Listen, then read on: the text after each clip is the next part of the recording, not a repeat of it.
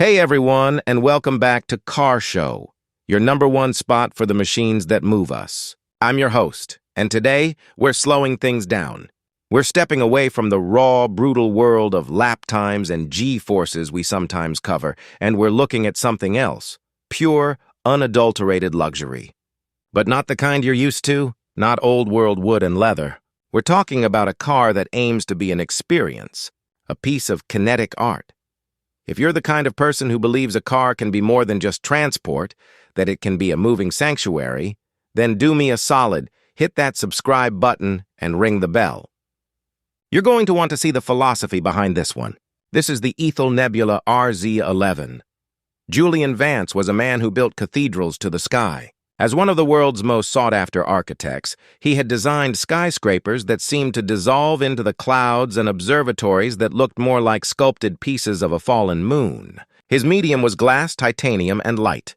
Yet, for all his success, he was profoundly bored. He felt a creative stagnation, a gray, static-filled hum in his mind. His personal car, a flagship German electric sedan, was a perfect metaphor for his life. Technically brilliant, impossibly fast, and utterly, completely numb. It was a high-speed appliance.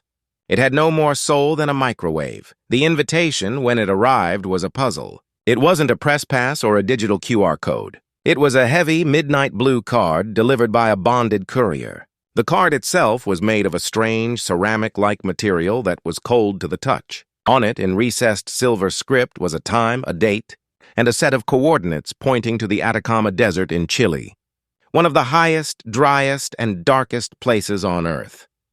At the bottom was a small, embossed logo of a stylized crescent moon, Ethel. Julian had heard of them. They were a mysterious boutique manufacturer that had emerged in the last decade, releasing only 1 or 2 models that were spoken of in hushed, reverent tones, more like rolling sculptures than actual cars. This was not a car launch. It was a summons. He arrived at the coordinates to find nothing. Just a temporary, minimalist structure set up miles from any civilization, nestled near the edge of the Paranal Observatory complex. The air was thin, cold, and so clear the Milky Way looked like a tear in the fabric of the universe. There were perhaps 30 guests in total, billionaires, artists, and thinkers. No automotive press. Ethel, it seemed, did not need to advertise. A woman with a serene, knowing smile who introduced herself only as Elena, the curator, guided them to a roped-off viewing area under the open sky. There was no stage, no spotlights. There was only a car-sized black silk cloth, which, even in the starlight, seemed to drink the light around it.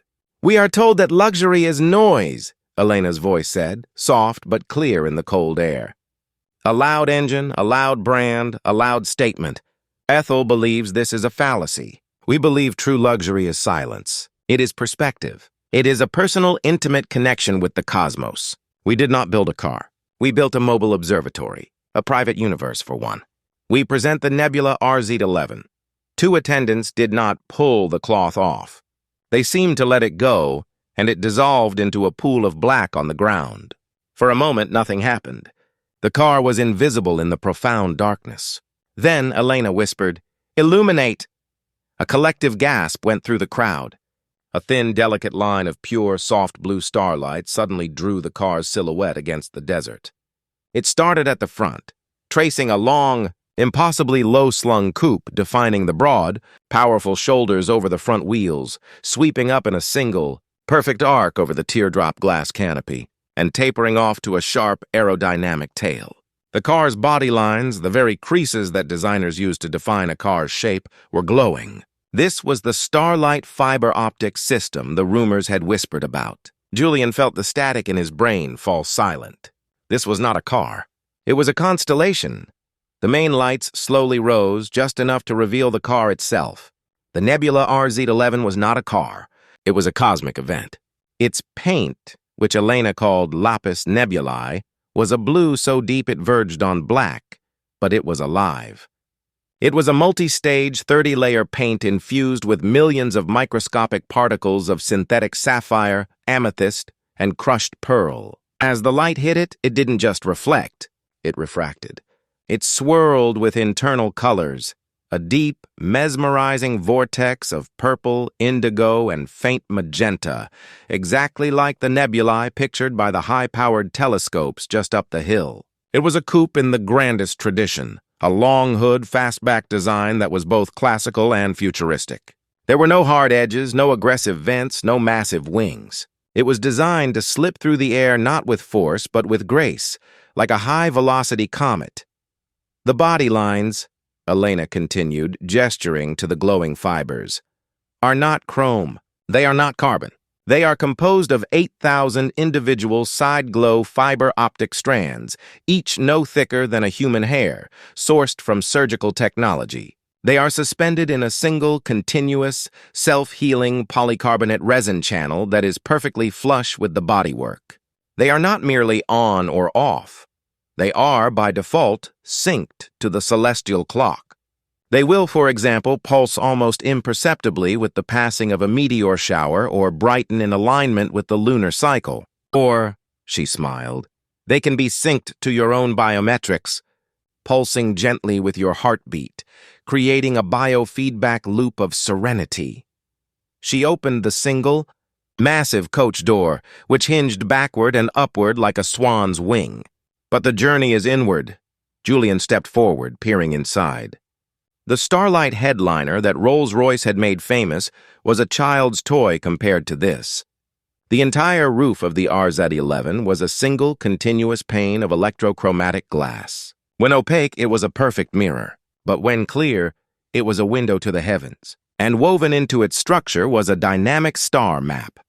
Using the car's high-precision GPS and time-of-day data, it projected a faint, laser-etched map of the actual constellations passing overhead.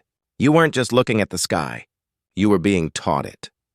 The dashboard was a minimalist masterpiece. There was no cluster, no massive central screen.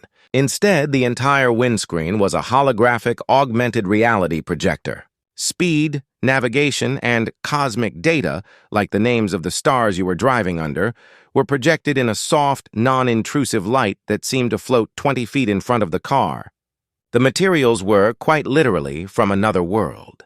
The main rotary controller on the floating center console was not crystal. It was a perfectly polished sphere of ceramic infused with lunar regolith simulant. The dark patterned trim that swept from the doors across the dash was not wood. It was Gibeon meteorite. Julian recognized the distinctive, crystalline Widmanstätten patterns formed over billions of years of cooling in space, now sliced, polished, and set into the car. The two seats were vast, less like car seats and more like first-class flight pods, upholstered in a soft, breathable synthetic silk. And now, the powertrain, Elena said. The RZ-11 is, of course, electric, but it is not a sports car. It is not built for brutal acceleration.